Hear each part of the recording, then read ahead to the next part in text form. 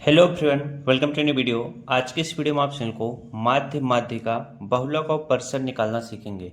तो वीडियो को एकदम शुरू से लेकर अंत तक देखना, आपको एकदम आसानी से माध्य माध्यिका बहुलक और परिसर निकालना आ जाएगा। तो सबसे पहले यहाँ पर देखो, हम लोग माध्यिका निकालना सीखते हैं। ठीक है, जितने बच्चे नए हो तो चैनल को जरूर सब्सक्राइब कर लीजिएगा, वीडियो को लाइक कर दीजिएगा। पहला प्रश्न हमारा है 10, 14, 22 आपका 30 है। क्या बोल रहा है कि माध्य निकालिए। तो माध्य निकालने का सूत्र होता है, माध्य बराबर होता है कुल संख्याओं का योग।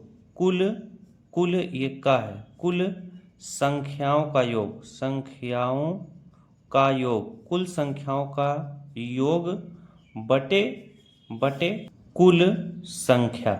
अब इसका मतलब क्या होता है, ये जो संख्याएं लिखी हुई हैं इनको हमको जोड़ लेना पड़ेगा। ठीक है, तो यहाँ पर 10 लिख लेंगे, प्लस हमारा कितना हो जाएगा 14 हो जाएगा, प्लस 22 हो जाएगा, प्लस हमारा 30 हो जाएगा। और बटे में आप क्या लिखोगे, कुल संख्या कितनी है, 1 2 3 4 संख्या है तो 4 लिख लो। अब इनको जब आप जोड़ोगे तो कितना आ जाएगा, जरा ध्यान दो, इकाई इकाई का अंक पहले जोड़ लो। 0 है, 2 है, 4 है, 0 है, तो 2 और 4 जोड़ोगे तो 4 2 कितना हो जाएगा आपका 6 हो जाएगा। ठीक है, अब यहाँ पर दहाई दहाई का अंक जोड़ लो। 3 2 5 हो जाएगा, 5 1 6 हो जाएगा, 6 1 कितना हो जाएगा आपका 7 हो जाएगा। फिर से जोड़ लो, 3 2 5, 5 1 6, 6 1 कितना हो जाएगा आपका 7 हो जाएगा, यानी 76 आ चुका है। बटे में आपका क्या है 4 है तो 4। अब 76 में आप 4 से भाग दे दोगे तो आपका कितना आ जाएगा, 4 से इसको काटोगे एक बार में कटेगा, 4 1 कम 4 हो जाएगा, बचेगा कितना 3 बचेगा। तो 4 9 कितना हो जाता है 36 होता है। तो यहाँ पर आपका जो माध्य निकल कर आ चुका है वो 19 है। तो माध्य बराबर क्या हो जाएगा, माध्य बराबर आपका 19 हो जाएगा। ठीक है, ये इस प्रश्न का उत्तर है। चलो एक प्रश्न और माध्य से संबंधित आपको कराते हैं। अगला प्रश्न है, देखो मेरे साथ करते हुए चलिएगा। 5 10 12 24 का माध्य निकालिए। तो मैंने माध्य निकालने का सूत्र क्या नोट कराया, माध्य बराबर क्या होता है, कुल संख्याओं का योग, कुल संख्याओं संख्याओं का योग, क्या का योग, बटे क्या होता है कुल संख्या होता है, क्या होता है कुल संख्या। अब हम क्या करते हैं, इनको जोड़ लेंगे। अब इनको यहीं पे जोड़ सकते हो, इकाई इकाई का अंक पहले जोड़ लो। जैसे 4 को जोड़ लो, 4 2 6 हो जाएगा, 6 में 0 जोड़ोगे तो फिर ही 6 रहेगा, 6 में 5 जोड़ दोगे, 6 5 कितना हो जाएगा 11 का 1 हो जाएगा, और हासिल आपका 1 बच जाएगा। अब दहाई दहाई के अंक जोड़ लो, 1 में 2 जोड़ दोगे कितना हो जाएगा 3 हो जाएगा, 3 में 1 जोड़ दोगे कितना हो जाएगा 4 हो जाएगा, 4 में 1 जोड़ दोगे कितना हो जाएगा आपका 5 हो जाएगा, यानी आपका 51 आ चुका है। बटे में कुल संख्या आपकी कितनी है 1 2 3 4 है, तो यहाँ पर 4 जोड़ लो। 51 में 4 से भाग दे दोगे तो कितनी बार में कटेगा, 4 1 कम 4 हो जाएगा, बचेगा 1, बन जाएगा 11। तो हमारा कितना बार बचेगा, 4 दूना 8 हो जाएगा, बचेगा 3।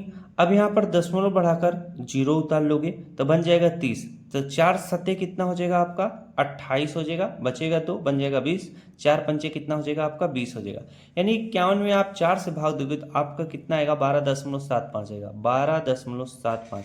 ये आपका क्या निकल कर आया है, माध्य निकल कर आया है। अगर आपसे ऐसे सवाल पूछेगा सेम इसी तरीके से करना। ठीक है, अब चलिए आपको मैं माध्यिका निकालना सिखाता हूँ। क्या निकालना सिखाता हूँ, माध्यिका कैसे निकाला जाता है, काफ़ी सरल तरीके से आपको बताऊंगा।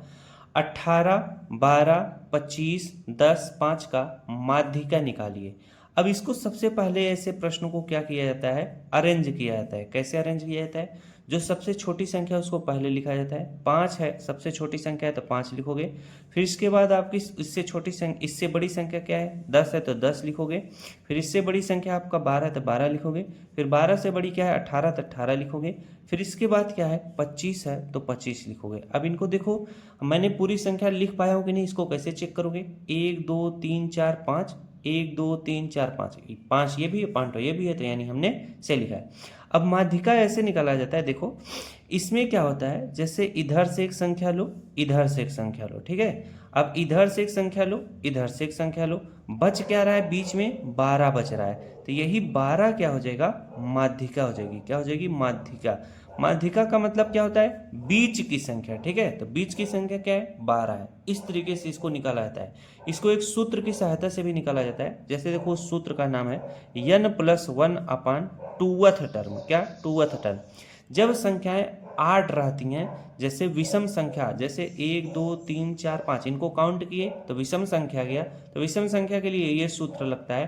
तो ये कितनी संख्याएं थी, 5 होती। तो यहाँ पर n की जगह पर 5 लिखोगे, +1 है तो +1 लिखोगे, बटे में 2 है तो 2 लिखोगे। अब इनको जोड़ लो, 5 1 कितना हो जाएगा आपका, 5 1 कितना हो जाएगा, 6 हो जाएगा, बटे में 2 है तो 2 लिखोगे। अब 2 से काटो, 2 3 6।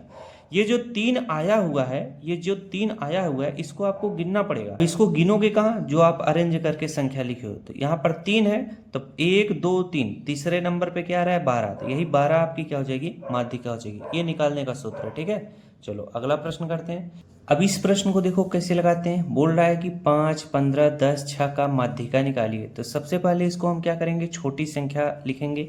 छोटी संख्या क्या है, 6 है तो 6 लिखेंगे। इससे बड़ी संख्या क्या है, और सबसे छोटी संख्या 5 है तो 5 को लिखेंगे, ठीक है। इससे बड़ी संख्या क्या है, 6 है, 6 लिखेंगे। अब इससे बड़ी संख्या क्या है, 10 है तो 10 लिखेंगे। 10 से बड़ी संख्या क्या है, 15 है, 15 लिखेंगे। अब इसको देखो, लगाने का एक तरीका होता है।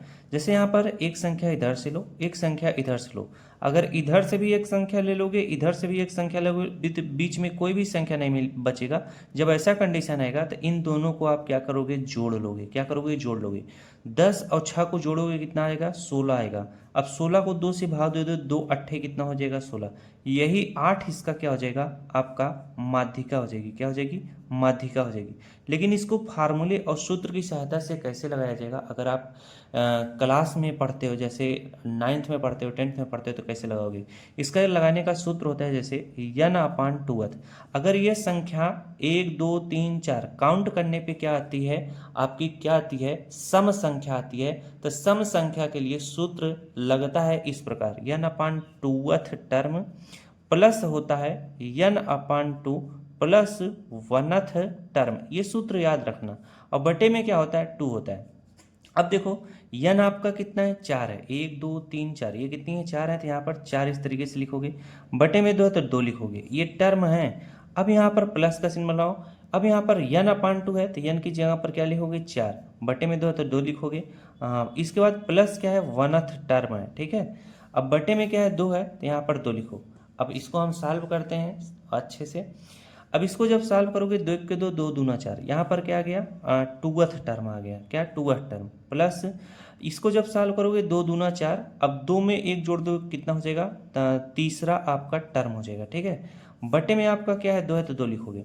अब यहाँ पर एक चीज़ जरा ध्यान दो, जैसे यहाँ पर 2th टर्म कह रहा है, तो यहाँ से आपको देखना है, क्या देखना है, पहला और दूसरा टर्म क्या है, 6 है तो यहाँ पर 6 लिख लोगे, प्लस का चिन्ह बनाओगे। तीसरा टर्म क्या है, 1 2 3, तीसरा टर्म क्या है आपका, 10 है तो 10 लिखोगे, बटे में 2 है तो 2 लिखो। अब 10 और 6 जोड़ोगे कितना आएगा आपका, यहाँ पर मैं समझा देता हूँ, 16 आ जाएगा। और बटे में 2 है तो 2 लिख लो, 2 से काटोगे, 2 अट्ठे 16, यानी इसका आंसर कितना आ जाएगा, 8 आ जाएगा इसका उत्तर। यानी माध्यिका क्या होगा, 8 होगा। इस तरीके से लगाया जाता है, ठीक है। चलो अब आपको बहुलक निकालना सिखाते हैं। बहुलक देखिए निकालना काफ़ी ज़्यादा इजी होता है। जैसे यहाँ पर दिया है 5 2 4 2 5 2। अब यहाँ पर इसका सूत्र होता है, जो दिए हुए समअंकों में सबसे अधिक बार आता है वही बहुलक होता है। तो इसमें सबसे अधिक बार क्या है, जैसे 5 है, 2 है, 4 है, 2 है, 5 है, 2 है, तो 2। तो यहाँ पर मैं बढ़ा रहा था तो ये वीडियो रुक गया, पता नहीं क्यों। अब देखो मैंने बोला जो दिए हुए समअंकों में सबसे अधिक बार है वही बहुलक होता है। तो 2 जो है कितनी बार आया है, 3 बार आया है, 1 2 3। तो 2 हमारा क्या हो जाएगा, बहुलक हो जाएगा। चलो एक प्रश्न और आपको समझाता हूँ इसी तरह से।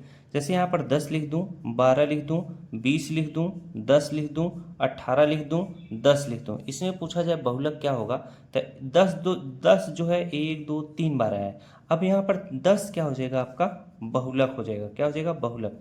अब क्यों बहुलक होगा, क्योंकि लिख देना दिए हुए समअंकों में 10 3 बार आया है, इसलिए 10 क्या होगा, बहुलक होगा। अब सबसे इंपॉर्टेंट चीज़ आपको परिसर निकालना सिखाते हैं। परिसर निकालना देखो काफ़ी ज़्यादा इजी होता है। अब परिसर निकालने का सूत्र एक होता है, बड़ी संख्या, परिसर बराबर क्या होता है, परिसर बराबर होता है बड़ी संख्या माइनस क्या होता है, छोटी संख्या होता है। क्या होता है, छोटी संख्या। अब इसमें देखो बड़ी संख्या क्या है आपका, बड़ी संख्या 15 30 60 25 में बड़ी संख्या क्या है, 60 है। और छोटी संख्या क्या है इसमें 15 है, क्या है 15 है। तो 60 में से हमको क्या करना पड़ेगा 15 घटाना पड़ेगा। तो 10 में से 5 गया क्या हो जाएगा 5 बचेगा। इसके बाद यहाँ पर बचेगा क्या 5, 5 में से 1 घटाओगे कितना आएगा 4 आ जाएगा। तो जो आपका परिसर निकल कर आएगा, परिसर आपका निकल कर आएगा वह क्या होगा 45 होगा। तो कोई भी क्वेश्चन पूछे परिसर इसी तरीके से निकल आता है। चलो आपके प्रैक्टिस के लिए क्वेश्चन यहाँ पर लिखता हूँ। जैसे यहाँ पर दे दिया जाए 20 देते, 40 देते, 80 देते और आपका 120 देते, बोले कि परिसर ज्ञात करिए, तो आप कैसे ज्ञात करोगे। मैंने अभी आपको बताया था इसका सूत्र। बड़ी संख्या क्या है 120 है तो 120 लिखो। छोटी संख्या इसमें क्या है आपका 20 है तो 20 लिखो। तो परिसर निकालने का यही सूत्र होता है कि बड़ी संख्या माइनस छोटी संख्या। अब परिसर बराबर आपका कितना निकल कर आ जाएगा, तो जब आप 120 में से 20 घटाओगे कितना आ जाएगा 100 आ जाएगा। यही इस प्रश्न का क्या होगा उत्तर होगा। ठीक है, तो अगर वीडियो आपको अच्छा लगा हो तो वीडियो को जरूर लाइक करिएगा। और इसी तरह से मैथ से संबंधित बेसिक मैथ अगर आप सीखना चाहते हो तो हमारे यूट्यूब चैनल को जरूर सब्सक्राइब कर लीजिएगा।